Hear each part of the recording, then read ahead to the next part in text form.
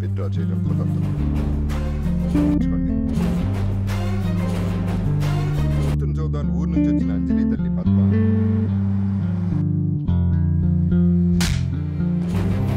Balik lagi bareng gue Rizal. Kali ini cerita film akan menceritakan alur film berjudul Aata Galuh. Jakapati Babu yang kini memerankan sebagai Virendra, seorang pengacara dengan reputasi terbaik. Sebelum masuk ke ceritanya, Mimin sapa dulu nih warga yang hadir kemarin.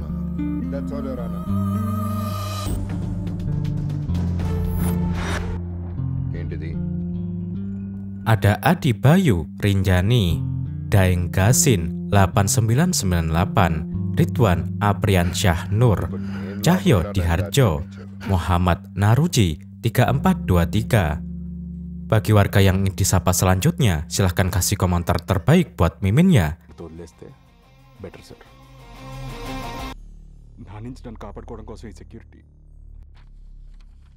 Inilah Virendra yang kini sedang menghadapi kasus pembunuhan istri dari seorang sutradara terkenal. Fakta mengejutkan akan diungkap oleh Virendra dan cerita Aata Galuh pun dimulai.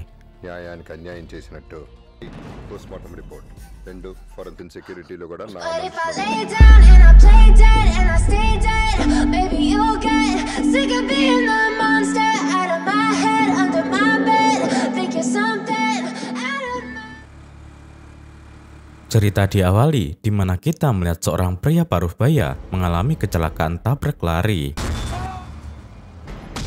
Naas, pria tersebut tewas di tempat. Diketahui pria itu bernama Dharma Rao, seorang petani yang baru saja pulang menjual hasil panennya dari kota.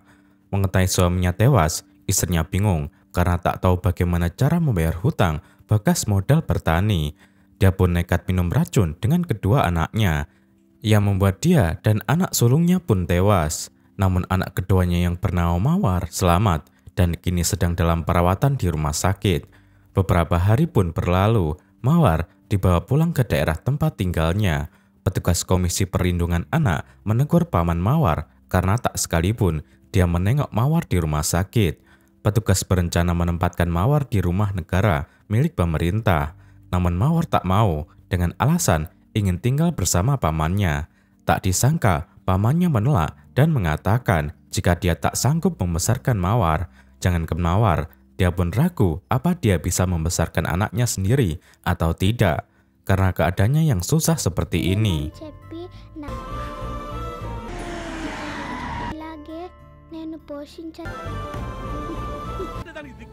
Tiba-tiba sebuah mobil datang. Seorang pria bernama Siddharth turun dari mobil. Diketahui Siddharth adalah sutradara terkenal. Dia nyamperin mereka dan berkata jika dia akan mengadopsi Mawar. Petugas menanyakan apakah keluarga Siddharth setuju dengan ini. Siddharth menjawab jika tentang kemanusiaan maka keluarganya tak akan mempermasalahkannya. Petugas pun bertanya lagi apakah Mawar akan mendapatkan hak yang sama seperti anak-anak Siddharth. Siddharth menjawab kalau dia tak memiliki anak dan kelak semua kekayaannya dipastikan akan menjadi milik Mawar. Singkat cerita, Mawar disekolahkan di asrama. Siddharth berjanji akan datang setiap minggu dan juga akan mengurus semua yang Mawar butuhkan. Jika ada apa-apa, Mawar jangan sungkan untuk segera menghubunginya. Namun sebulan kemudian, rumah Siddharth dipenuhi oleh media karena diketahui Siddharth menjadi tersangka kasus pembunuhan istrinya sendiri yang bernama Anjali. Kepolisian yang dipimpin oleh Inspektur Naya mendatangi rumah Siddharth. Tak lama, Siddharth digiring untuk dibawa ke kantor polisi. Namun dia terlihat tenang tanpa melakukan perlawanan. Seorang pengacara penuntut bernama Virendra siap mengawal kasus pembunuhan Anjali. Diketahui, Virendra adalah pengacara tersohor yang selalu menegakkan keadilan. Tak satupun kasus kejahatan yang lolos dari pandangannya, dan menurutnya kasus Anjali sangat menarik. Dengan itu, dia bersedia melawan Siddharth di pengadilan. Singkat cerita, Siddharth dibawa ke persidangan untuk membuktikan bahwa tuduhan terhadapnya bukanlah omong kosong. Anehnya, Siddharth tak menunjuk pengacara untuk membelanya. Terlihat Inspektur Naya menggerutu karena Virendra belum mempelajari kasus Siddharth. namun Virendra tidak membutuhkannya. Dia menyatakan kalau dia akan tahu seseorang bersalah atau tidak dari sorot matanya. Oleh karena itu, Virendra menatap mata Siddharth dengan tajam. Hakim meminta Virendra memberikan pernyataannya. Virendra menyatakan jika istri Siddharth, yaitu Anjali, terbunuh 1 bulan yang lalu, tepatnya pada hari Minggu antara jam 10 malam hingga jam setengah 11 malam. Dia mengetahui itu dari pernyataan Ibu Anjali. Malam itu, Ibu Anjali mengunjungi rumah anaknya. Namun ketika mendekat ke kamar Anjali, ibunya syok melihat darah keluar dari dalam kamar Anjali. Dia segera menghubungi menantunya yaitu Siddharth, tapi ponselnya dimatikan. Dengan begitu, dia pun menghubungi kepolisian. Tak lama, kepolisian pun datang. Mereka langsung masuk ke dalam kamar dan menemukan Anjali tewas bersimbah darah. Virendra menyerahkan bukti rekaman CCTV, laporan postmortem, dan laporan forensik. Menurut laporan forensik, hanya ditemukan 4 sidik jari, yaitu milik ibunya, milik Jyoti pelayan rumah itu, milik Anjali, dan milik Siddharth. Dan menurut laporan postmortem, Anjali tewas setelah mengalami pendarahan hebat sekitar kurang lebih pukul 10 malam sampai setengah 11 malam, yang diakibatkan terkena senjata tajam. Jika melihat dari CCTV, tak mungkin Ibu Anjali pembunuhnya, karena dia baru saja datang jam 11 malam. Dan jika mengarah kepada Jyoti, itu pun tak mungkin, karena dari jam 5 sore, Jyoti sudah pulang. Dipastikan kedua wanita itu bukanlah pembunuhnya. Itu mengapa rekaman ini menjadi bukti kuat kalau Siddharth pembunuhnya, karena Siddharth keluar rumah pada jam 10 lebih 10 menit malam. Untuk mengetahui mengapa Siddharth membunuh istrinya dan apa motifnya, dia ingin hakim memberikan putusan agar Siddharth ditahan selama 10 hari untuk dilakukan interogasi. Sebelum memberikan keputusan, hakim bertanya kepada Siddharth, apakah semua yang dinyatakan Virendra benar, karena dari tadi Siddharth hanya terdiam saja tanpa melakukan pembelaan.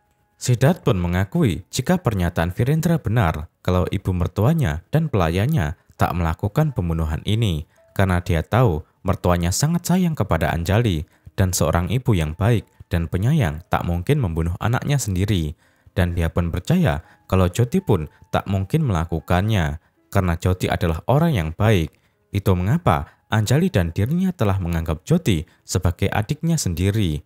Hakim pun bertanya, lantas apakah Siddharth tak memiliki pembelaan untuk dirinya sendiri? Siddharth menjawab, jika selama ada pengacara Virendra, dia tak khawatir. Hakim pun berkata, jika Virendra ada di sana bukan untuk membelanya, namun untuk menuntutnya. Siddharth pun menjawab, jika dia tahu itu, dia tahu Virendra selalu mendukung keadilan, dan dia percaya jika suatu hari nanti Virendra akan mendukungnya karena keadilan ada pada Siddharth. Mendengar itu, Virendra terlihat bingung. Hakim pun memutuskan menahan Siddharth selama 10 hari untuk dilakukan penyelidikan. Siddharth pun diinterogasi. Virendra bertanya, mengapa Siddharth membunuh Anjali? Siddharth mengaku jika dia tak membunuhnya karena dia sangat mencintai Anjali.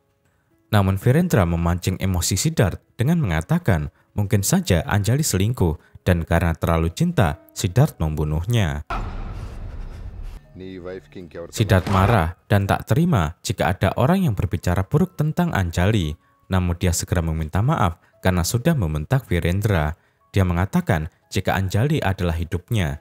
Jika tak percaya, tanyakan saja semua ini kepada ibu mertuanya. Kemudian Virendra ditemani Nayak menemui Ibu Anjali. Ibu Anjali tak menampik jika hubungan Anjali dan Siddharth sangatlah harmonis. Karena Siddharth begitu mencintai anaknya, dia pun menceritakan awal mula Anjali dan Siddharth bertemu 3 tahun yang lalu. Anjali bekerja di suatu perusahaan rumah produksi. Suatu hari, Anjali ditugaskan atasannya untuk menemui Siddharth karena perusahaan mereka menyetujui proposal sebuah proyek film garapan Siddharth.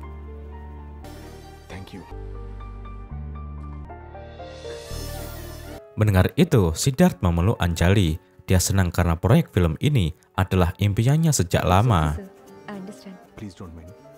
Mulai sejak itu, mereka sering berpergian bersama dan tumbuhlah benih-benih cinta di antara mereka.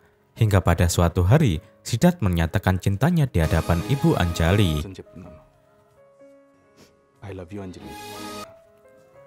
Akhirnya mereka pun menikah, dan dalam 3 tahun membangun biduk rumah tangga, tak sedikit pun Siddharth menyakiti Anjali. Mendengar cerita itu, Virendra pun pamit pergi.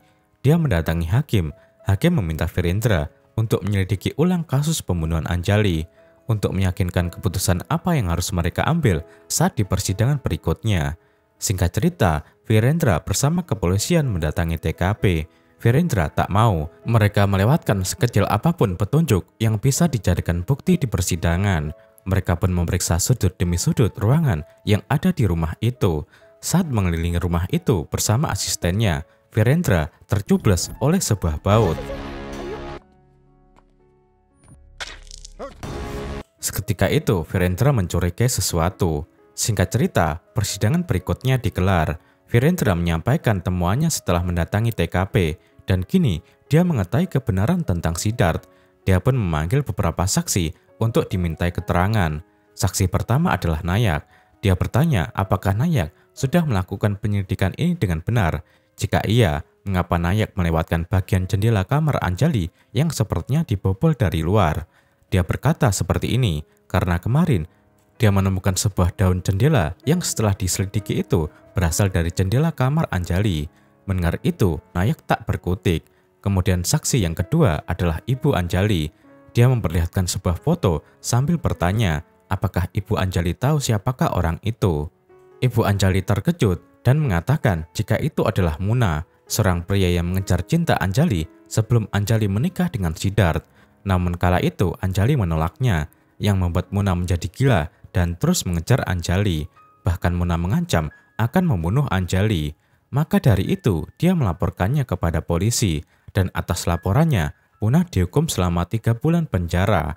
Saat Muna di penjara, dia dan Anjali pindah meninggalkan rumah itu, dan semenjak saat itu dia belum pernah melihat Muna lagi. Lalu saksi ketiga adalah tetangga Siddharth. Kita sebut saja dia Pak Umar. Setelah melihat foto itu, Pak Umar menyatakan jika Muna adalah tukang kayu yang ia panggil untuk memperbaiki pintu rumahnya. 4 hari sebelum kematian Anjali, Anjali lewat di depan rumahnya dan sempat menyapanya. Namun Anjali sepertinya ketakutan saat melihat Muna. Muna pun bertanya tentang detail kehidupan Anjali. Namun Pak Umar menegurnya karena Anjali adalah istri dari seorang sutradara terkenal. Di hari Anjali meninggal, Muna datang ke rumah Pak Umar sekitar jam 5 sore untuk meminta upahnya. Dan yang dia tahu, Muna pun pulang meninggalkan area perumahan. You can go. Dari sana, Virendra berpendapat jika Muna adalah pembunuh Anjali yang sebenarnya. Dia pun menyimpulkan jika Anjali ditemukan tewas antara jam 10 malam hingga jam setengah 11 malam dan Siddharth pergi jam 10 lewat 10 menit. Dari pernyataan Pak Umar tadi, Muna meminta upah jam 5 sore kemudian pulang. Namun tanpa diketahui siapapun, Muna kembali ke perumahan tersebut jam 7 malam.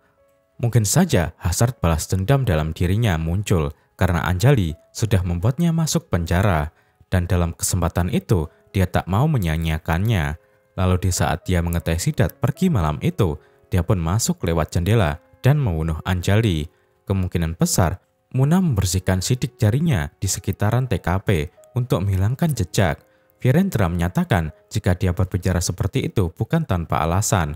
Dia pun memperlihatkan CCTV di mana Muna masuk ke perumahan itu sekitar jam 7 malam. Namun Muna tak terlihat keluar. Mungkin saja setelah menghabisi Anjali, Muna memanjat tembok pembatas perumahan agar tidak diketahui siapapun. Dia mengaku jika di persidangan pertama dia salah menuduh, dan kini dia meminta hakim membebaskan Siddharth dan memberikan surat perintah penangkapan untuk Muna. Semua media menyoroti kasus Anjali dan memuji kecerdasan Virendra dalam mengungkapkan siapakah pembunuh Anjali yang sebenarnya. Mereka juga memberitakan kebebasan Siddharth yang terbukti tidak bersalah. Dan kini kepolisian sedang memburu Muna, si pelaku pembunuhan.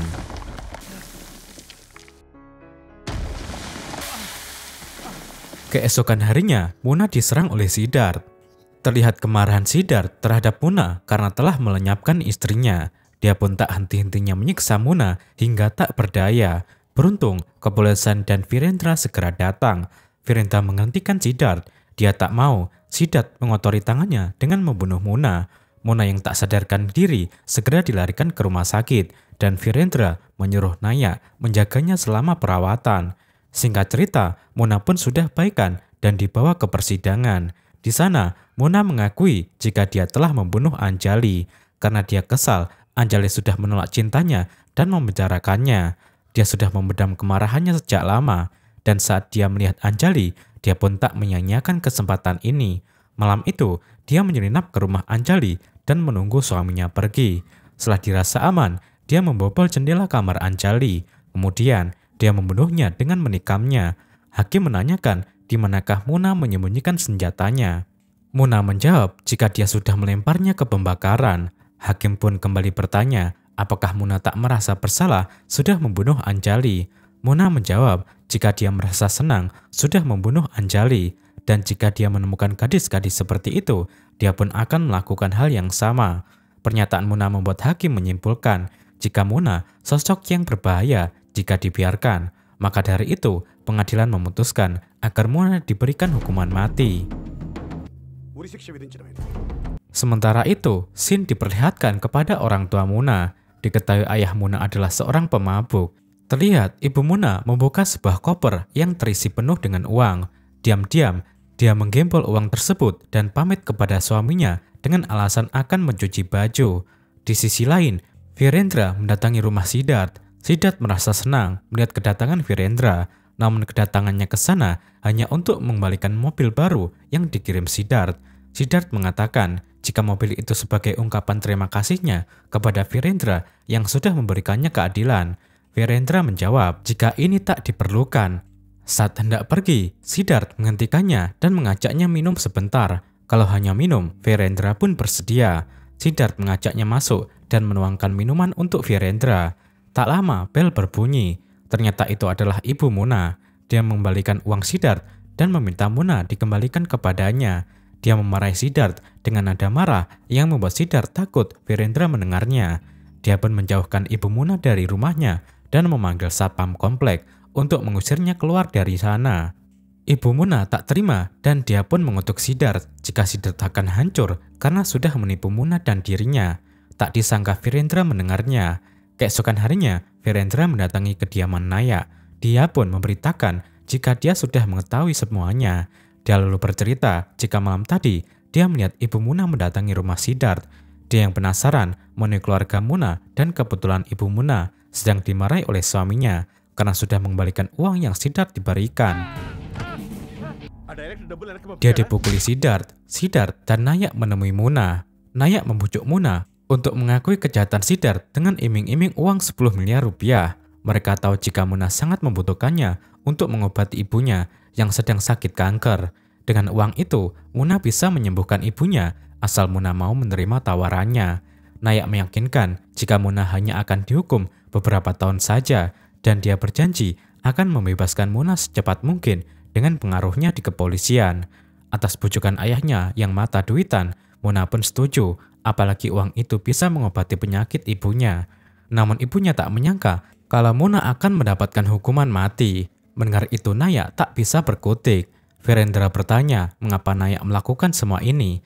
Nayak pun menjawab jika di saat dia menyebut Siddharth untuk dikirim ke kantor polisi, Siddharth menawarkan uang sejumlah 20 miliar rupiah. Nayak tergiur dengan uang sebanyak itu dan setuju bekerja sama dengan Siddharth. Kala itu, Siddharth berkata jika dia tak menolak untuk dibawa ke kantor polisi.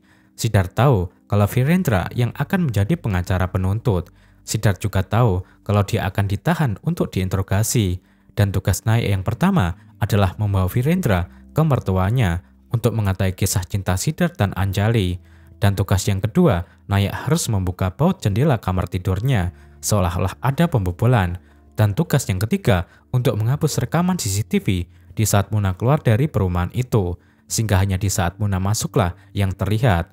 Awalnya, Nayak tak tahu mengapa Siddharth menugaskan semua itu. Namun setelah mendengarkan argumen Virendra di persidangan, dia baru menyadari jika inilah yang Siddharth inginkan, yaitu dengan menggunakan kesalahan Mona di masa lalu dan menumbalkannya. Dan satu lagi yang membuat dia salut, saat Mona menyetujuinya, Siddharth yang pintar mengingat kesimpulan Virendra saat di persidangan yang meyakini Mona adalah pelaku pembunuhan, dan kata-kata itu Siddharth terapkan kepada Mona. sehingga pernyataan Muna sama dengan pernyataan Virendra.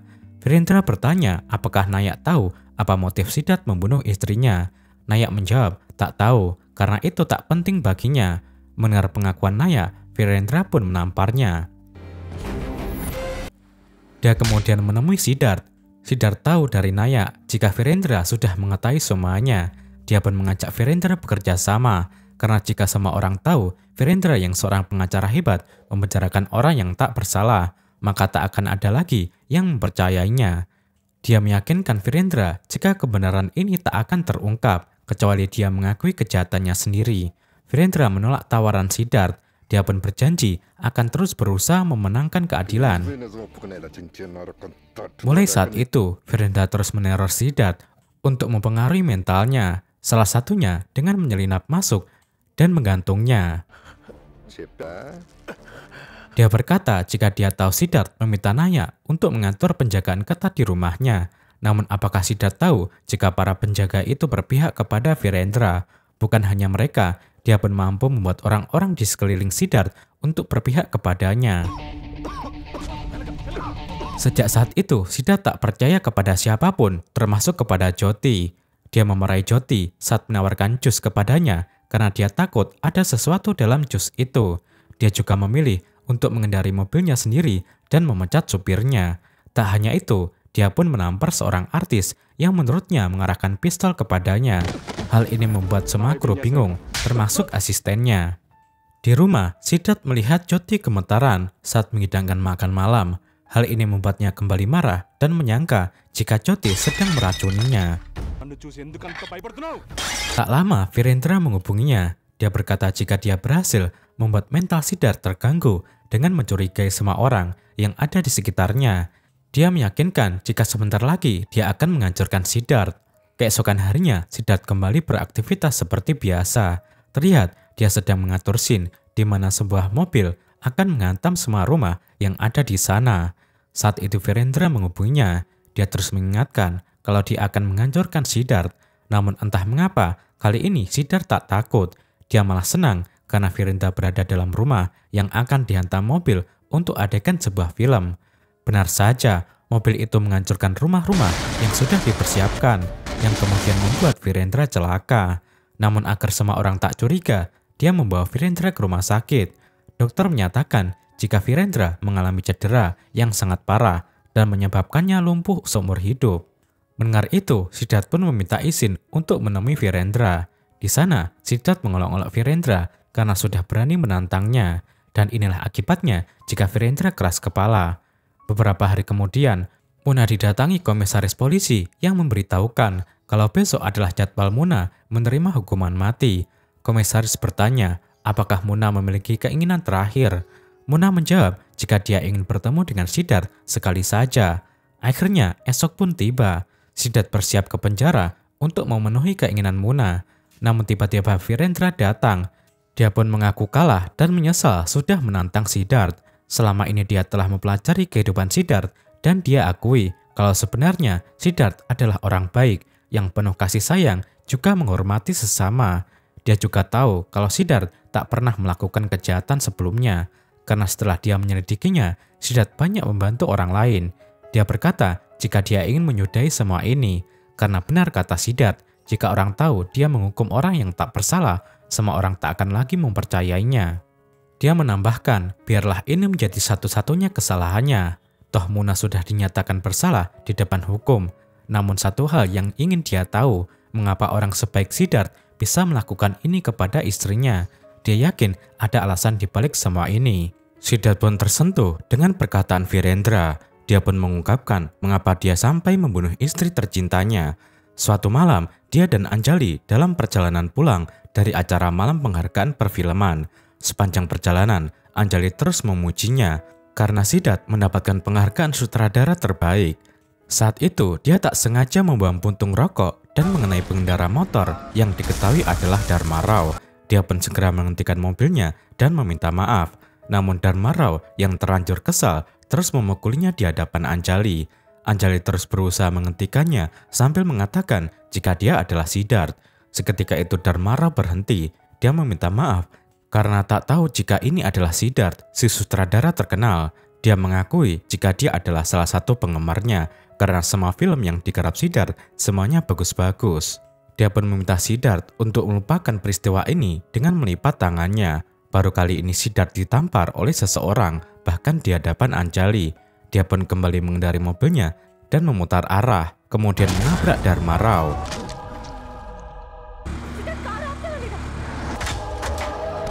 Dia tak menyangka jika kematian Dharma Rao akan berdampak kepada istri dan anak-anaknya. Dia pun menyesal tak bisa mengendalikan egonya saat itu. Anjali pun tak berhenti menangis dan berencana untuk meninggalkan Siddharth. Namun Siddharth berhasil membawanya kembali.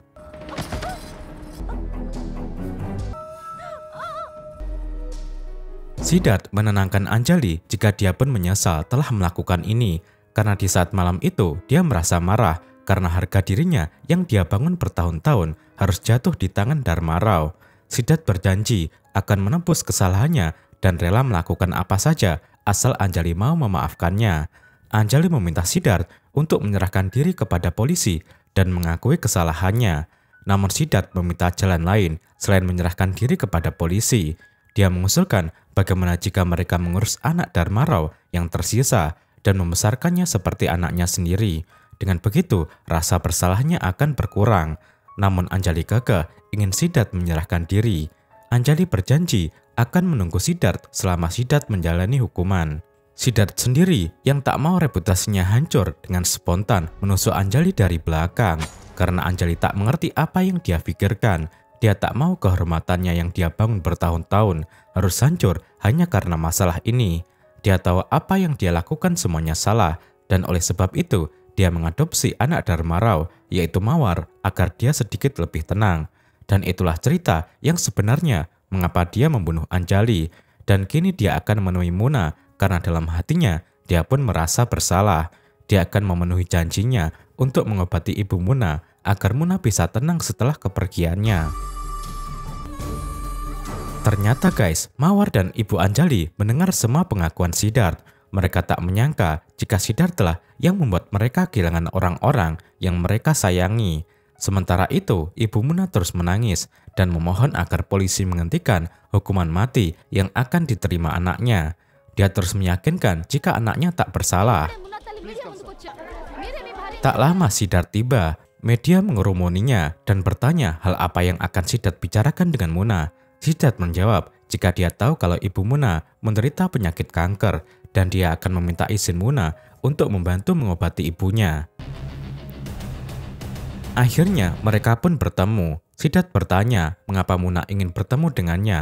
Muna menyampaikan jika dia siap menerima hukuman ini, tapi Siddharth pun harus tetap dengan janjinya, yaitu menyembuhkan ibunya dari penyakitnya. Kini dia mengerti dengan hukum alam jika kejahatan akan lolos dengan uang.